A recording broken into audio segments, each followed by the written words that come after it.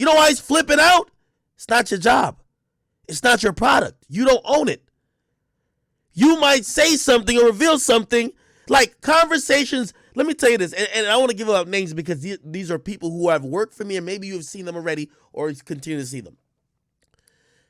Someone who I employed before tried and overstepped their boundary and started having conversations to try to put a price tag on DJ Akademiks, the brand, in whatever capacity. It could have been for Instagram posts. It could have been for a consultation. It could have been an appearance fee.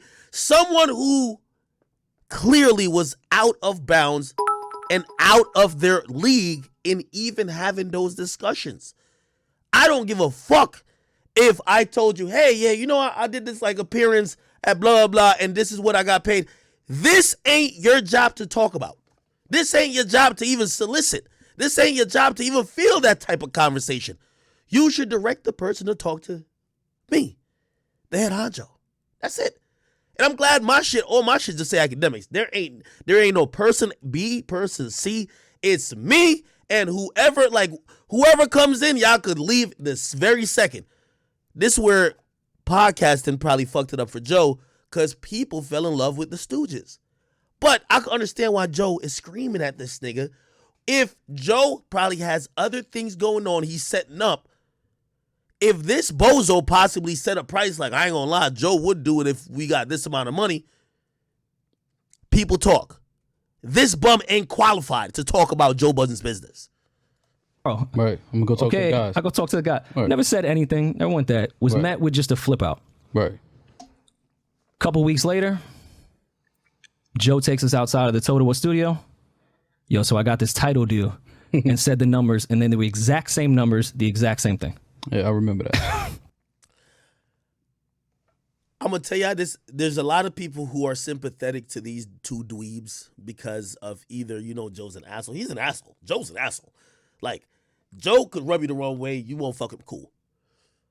But don't let it be lost upon you that if, say, for a I don't know, a panel, I would charge $15,000 to appear. I'm just throwing out numbers.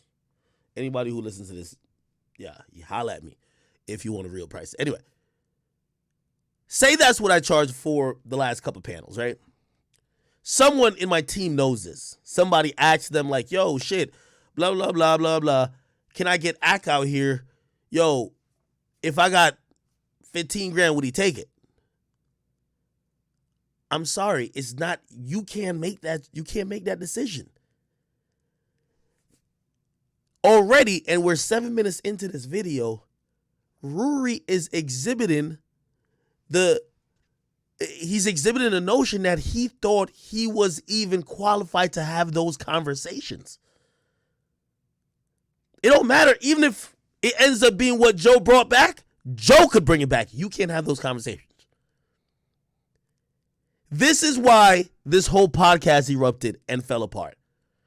Because Rory actually thought he was a boss.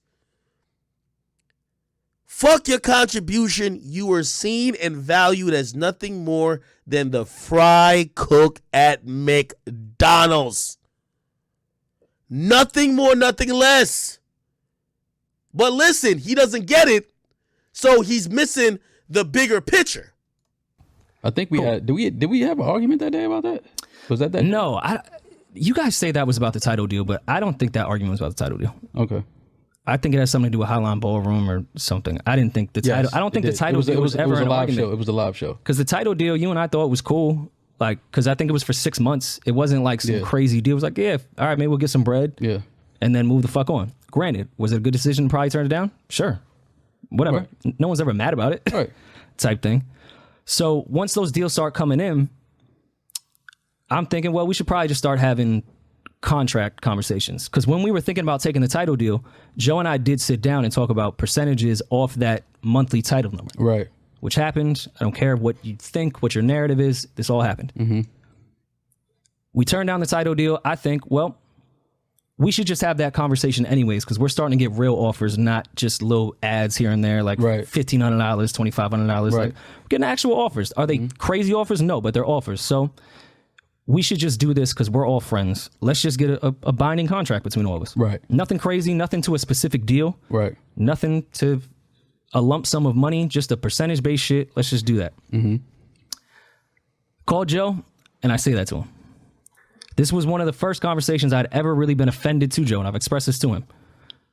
He flipped the fuck out, called me insecure for wanting to have a contract, and said, don't call me about this shit. I said, I'm insecure because I think we're all friends, and I want to have a contract since all these deals are coming in. So once the deals are finalized, the three of us don't have to say a fucking word to each other. We good. Right. We can continue on with this chemistry of this podcast. Right. But I'm insecure. I found that very odd. The same way he psychoanalyzes his friends, I thought that was the weirdest fucking thing on earth. Right. You understand that now, simply, though. You understand what that energy was about now, though.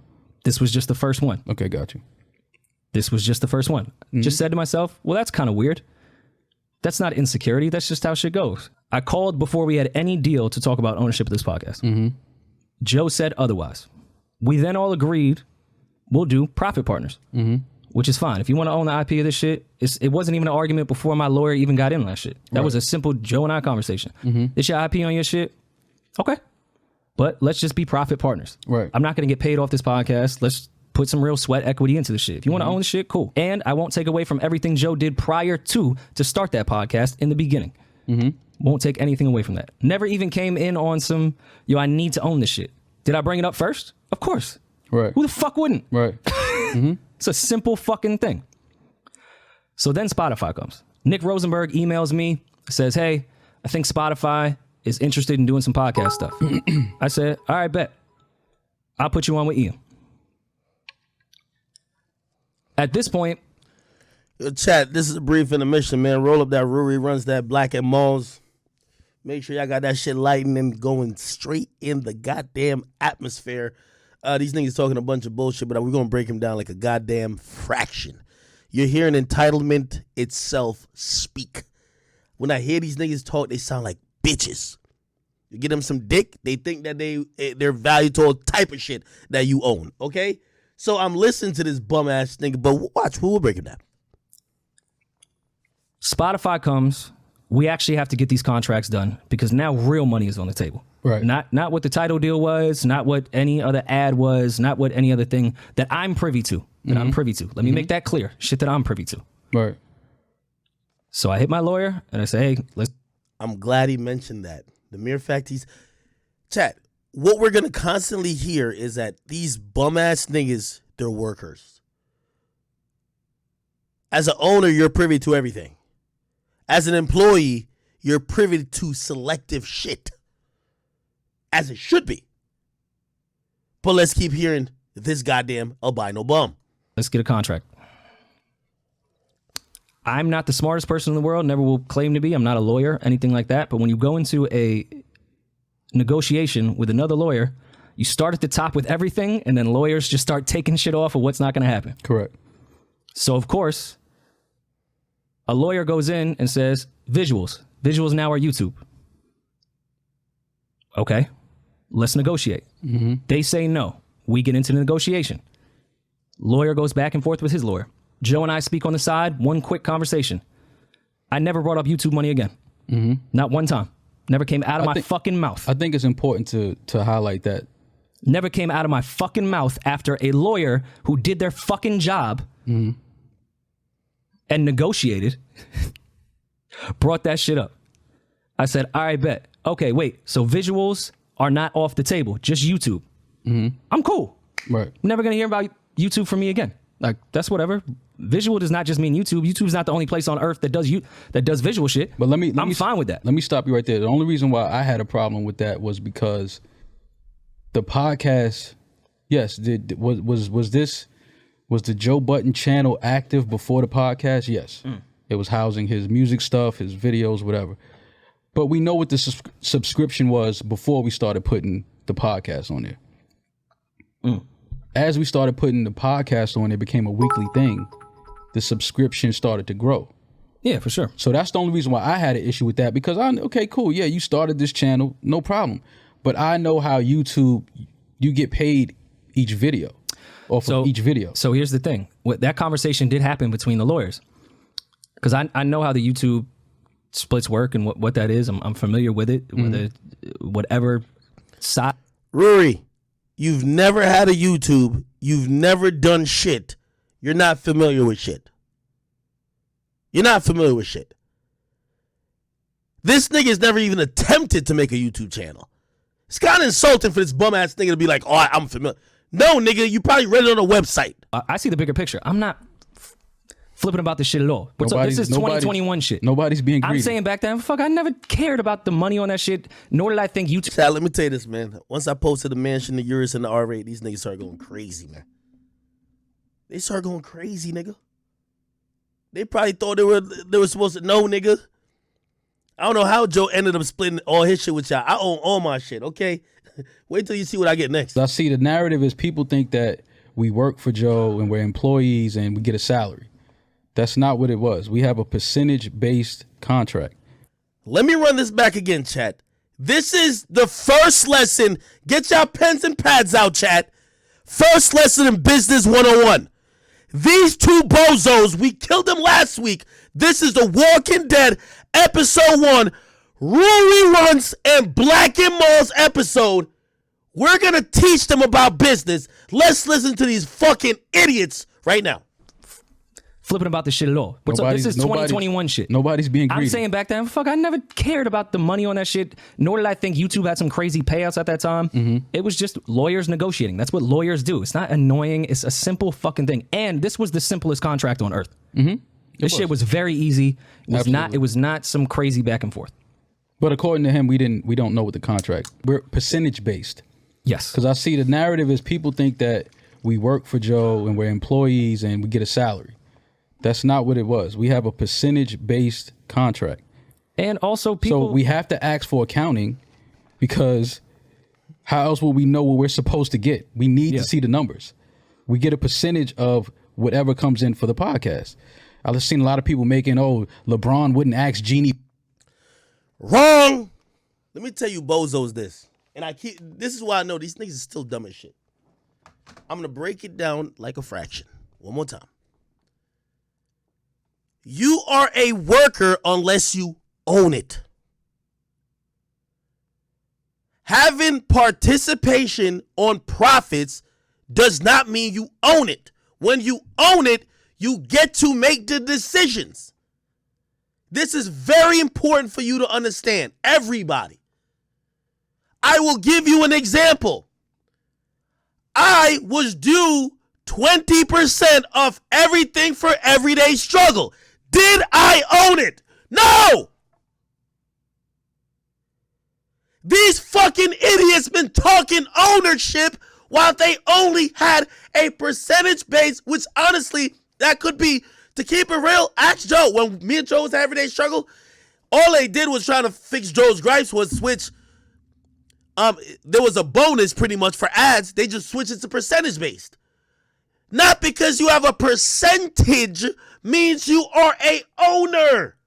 You know why? The owner is going to tell you they could do whatever the fuck they want to. This ain't no Joe defense stream. Because I seen Complex do it with me. I heard the number that they said my first season of On the Sticks was sold for. I said, what the fuck? We eating. Then I seen the number that they said, hey, this is the numbers you could look at in regards to the show. And I said, what about the other number? Well, that's none of your business. That came to Complex. Do you own Complex? No. But I own the show. Well, we had to move this money here, move this money here, move this money here, move this money here, and then we move this money to your show. You think I could ask them? No, I want to see what y'all did with the other. No. You don't own it. Mealy Mall, whether you want to accept it or not, you're a fucking worker. Rory, you're a worker. Joe Budden owns the product. I just said it. If you own the IP, if you own the business, you own it. That's it. However you get paid, some people might say, and that was a case with me. By the way, interesting fun fact. I'm using real life experience to educate y'all. I missed out on maybe $100,000, maybe $200,000 with Complex. Because I chose to take a bigger percentage in profits than take a set salary that was higher. So when we compared it all, I told him, I said, if y'all betting all the chips on Ak, I'm betting all the chips on the situation. I want to be a participant with the profits. They offered, or they would have given me more money if I didn't try to get percentage. I'm trying to give y'all real business explanations while these two bozos, Millie Mo, you're fucking 40. Your brother was Biggs who worked with Rockefeller. How could you be this fucking dumb? It looks like if it don't got nothing to do with Tide Pods and motherfucking detergent, your brain don't work. You're not an owner if you don't own the product. I thought when y'all was talking ownership, y'all could say, we own a quarter of the Joe Budden podcast. Not that y'all were entitled to a percent of the ads or deals that came in. Profit participation doesn't mean ownership. Ownership means you can't get fired like that. Ownership means you get a say-so. Ownership means you already should be seeing the books. But 6 years later, what this whole fucking video is, y'all are accusing a nigga who, by the way, probably was, you know why Joe probably felt offended, if you really ask me? Because in growing every business, and when sometimes Joe been rich, I'm rich, but if I'm working with somebody I know ain't got shit, I might have to, I gave you the chosen example already. Nigga, I'm paying you, but I'm taking a loss, but I already got money, so I know you got to eat, blah, blah, blah, blah. Joe probably felt a little offended because when the podcast wasn't making money, because Joe don't do ads, the podcast don't do ads. If y'all saying y'all were getting $1,500 for ads for a week, nigga, by the time I'm done with my 3-hour nap that I take every morning, $1,500? But think about it, y'all do a podcast at least that time for once a week. $1,500, that podcast ain't making shit. Yet he probably got to help pay both y'all rent, transportation, all type of shit. Joe was probably taking a loss at a point. Of course, if I'm taking a loss and we finally get to the point where we're getting a little bit profitable and now you're super on my ass, when I wasn't making shit, you weren't trying to give me a break, yeah, I would feel a little bit type of way. By the way, I'll put it out there too. This ain't no Joe Defense stream. I don't think Joe's a great CEO anyway. Joe needs somebody who should really handle it. I don't know if it's Ian or somebody else, but Joe's not a great CEO, clearly. And it's very hard to really be whatever. I've only been able to do it myself because when people think about working for me, they always realize this ain't called Complex. This ain't called Revolt. This is called DJ Akademiks. He's right here. You either do your job, punch numbers, or you dip.